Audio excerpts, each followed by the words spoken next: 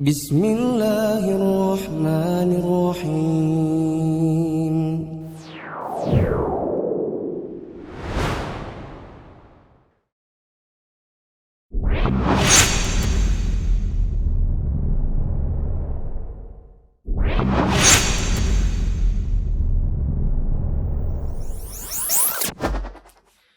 Assalamualaikum warahmatullahi wabarakatuh. Alhamdulillahirabbil alamin, hamdan yuwafi ni'amahu wa yukafi mazidah kama yuhibbu rabbuna wa yardah. Wa asyhadu an la ilaha illallah wahdahu la syarikalah wa asyhadu anna Muhammadan abduhu wa rasuluhu la nabiyya ba'dah. Teman-teman yang dirahmati Allah, para mahasantri dan mahasantriwati di Mufid Islamic Academy, insyaallah pada hari ini kita akan membaca kaidah ketiga dan kaidah keempat dari kitab Al-Qawaid Al-Arba'. Al-Qa'idatu Tsalitsatu, Kaidah ketiga, anna Nabiyya sallallahu alaihi wasallam dhahara ala unasin mutafarriqin fi ibadatihim. Minhum man ya'budul malaikah, wa minhum man ya'budul anbiya was salihin, wa minhum man ya'budul ahjar wal ashjar, wa minhum man ya'budul syamsa wal qamar. Wa qatalahum Rasulullah sallallahu alaihi wasallam wa lam yufarriq bainahum. Nabi SAW memerangi orang-orang yang menyembah selain Allah dengan bermacam-macam peribadatan. Di antara mereka ada yang menyembah malaikat, para nabi, dan orang soleh, bebatuan dan pepohonan, matahari dan bulan. Beliau memerangi mereka tanpa pandang bulu. Wa dalil qauluhu ta'ala, Dalilnya adalah firman Allah SWT, وَقَاتِلُوهُمْ حَتَّى لَا تَكُونَ فِتْنَةٌ وَيَكُونَ الدِّينُ كُلُّهُ لِلَّهِ. dan perangilah mereka sehingga tidak ada fitnah, kemusyrikan, dan agama penyembahan itu menjadi semata-mata milik Allah. Quran Surah Al-Anfal ayat 39. وَدَلِيلُ الشَّمْسِ وَالْقَمَرِ qauluhu subhanahu wa ta'ala. Dalil yang melarang menyembah matahari dan bulan adalah firman Allah Subhanahu wa taala, وَمِنْ آيَاتِهِ اللَّيْلُ وَالنَّهَارُ وَالشَّمْسُ وَالْقَمَرُ لَا تَسْجُدُوا لِلشَّمْسِ وَلَا لِلْقَمَرِ وَاسْجُدُوا لِلَّهِ الَّذِي خَلَقَهُنَّ إِن كُنتُمْ إِيَّاهُ تَعْبُدُونَ. dan di antara tanda-tanda kekuasaannya ialah malam, siang, matahari dan bulan. Janganlah sujud kepada matahari maupun bulan, tetapi sujudlah kepada Allah yang menciptakannya. Jika hanya kepadanya kalian menyembah. Quran Surah Fussilat ayat 37. Wa dalilu malaikati qauluhu subhanahu wa ta'ala. Dalil yang melarang menyembah malaikat adalah firman Allah Subhanahu wa taala, وَلَا يَأْمُرَكُمْ أَن تَتَّخِذُوا الْمَلَائِكَةَ وَالنَّبِيِّينَ أَرْبَابًا. dan dia, Nabi, tidak memerintahkan kalian untuk menjadikan para malaikat dan Nabi sebagai sesembahan. Quran Surah Ali Imran ayat 80. وَدَلِيلُ الْأَنْبِيَاءِ قَوْلُهُ سُبْحَانَهُ وَتَعَالَى. Dalil yang melarang menyembah para Nabi adalah firman Allah Subhanahu wa taala, وَإِذْ قَالَ اللَّهُ يَا عِيسَى ابْنَ مَرْيَمَ أَأَنْتَ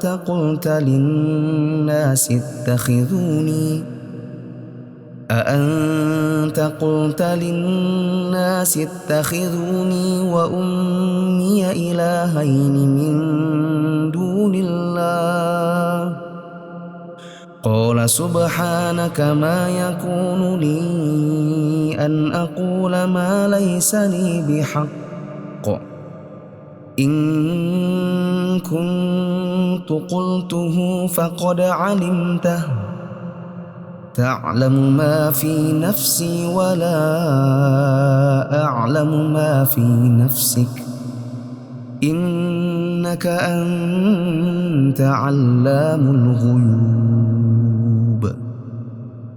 Dan ingatlah ketika Allah berfirman, "Hai Isa putra Maryam, adakah kamu mengatakan kepada manusia, jadikanlah aku dan ibuku dua Tuhan selain Allah?" Isa menjawab, "Maha suci engkau, tidaklah patut bagiku mengatakan apa yang bukan hakku untuk mengatakannya. Jika aku pernah mengatakannya, engkau pasti telah mengetahuinya. Engkau mengetahui apa yang ada pada diriku, dan aku tidak mengetahui apa yang ada pada diri engkau. Sesungguhnya engkau maha mengetahui perkara-perkara yang gaib." Quran Surah Al-Ma'idah ayat 116. Wa dalilus salihin qauluhu subhanahu wa ta'ala. Dalil yang melarang menyembah orang-orang soleh adalah firman Allah Subhanahu wa taala, Ulaika alladhina yad'una yabtaghuna ila rabbihimul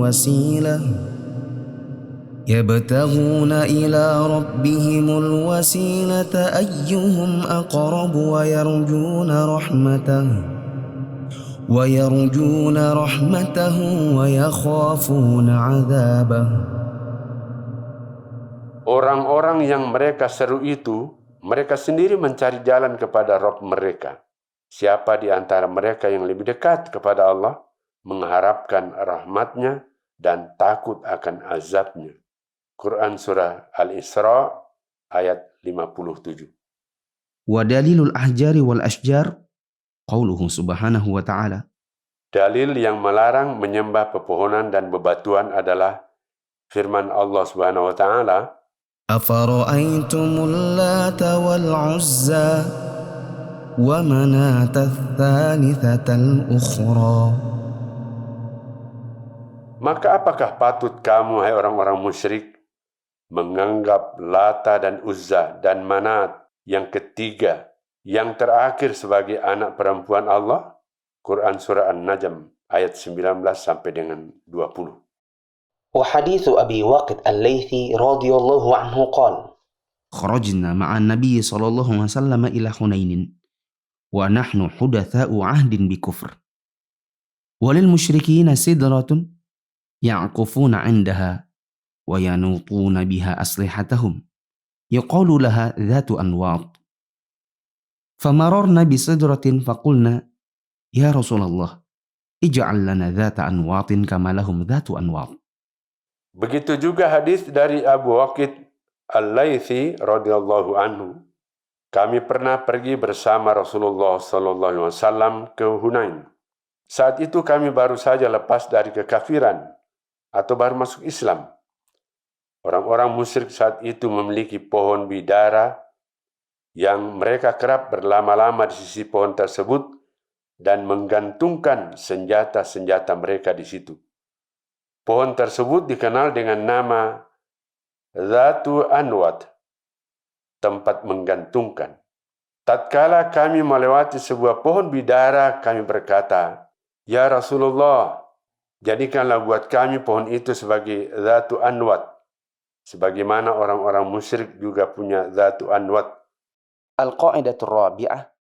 Kaidah keempat, أن مشركي زماننا أغلظوا شركا من الأولين لأن الأولين يشركون في الرخاء ويخلصون في الشدة ومشركو زماننا شركهم دائم في الرخاء والشدة. bahwa orang-orang musyrik di zaman kita ini lebih parah kemusyrikannya daripada kaum musyrikin terdahulu. Orang-orang musyrik di zaman dahulu hanya melakukan kemusyrikan atau menyekutukan Allah saat dalam kondisi aman dan tentram. Dan mereka mentauhidkan Allah di saat kesulitan dan ketakutan. Adapun orang musyrik di zaman ini senantiasa melakukan kemusyrikan, baik dalam kondisi aman dan tentram, maupun dalam kesulitan dan ketakutan. والدليل قوله تعالى. Dalilnya adalah firman Allah, فإذا ركبوا في الفلك دعوا الله مخلصين له الدين فلما نجاهم إلى البر إذا هم يشركون. maka apabila mereka naik kapal, mereka berdoa kepada Allah dengan memurnikan ketaatan kepadanya. Dan tatkala Allah menyelamatkan mereka sampai ke darat, tiba-tiba mereka kembali mempersekutukan Allah. Quran Surat Al-Ankabut ayat 65. Teman-teman mahasantri dan mahasantriwati yang dirahmati Allah, demikian tadi pembacaan kaidah ketiga dan keempat dari kitab Al-Qawaid Al-Arba'. Dari sini kita bisa ambil kesimpulan bahwa Nabi SAW memerangi orang-orang yang menyembah selain Allah, siapapun yang diibadahi. Meskipun dia menyembah malaikat, para nabi, ataupun orang soleh, maka akan diperlakukan sama, yaitu diperangi seperti orang-orang yang menyembah bebatuan, pepohonan, matahari, dan bulan. Beliau akan perangi itu semua tanpa pandang bulu. Hal ini menunjukkan kepada kita bahwa menyembah yang selain Allah adalah musuh di dalam Islam. Itu merupakan perbuatan kekafiran dan kemusyrikan, meskipun yang disembah adalah yang dikatakan sebagai wali Allah atau orang soleh, atau bahkan nabi sekalipun. Kita juga bisa mengambil kesimpulan bahwa orang-orang yang musyrik di zaman sekarang jauh lebih parah daripada orang-orang musyrik di zaman dahulu. Karena orang musyrik di zaman dahulu, syiriknya itu hanya muncul manakala mereka sedang tentram, sedang aman.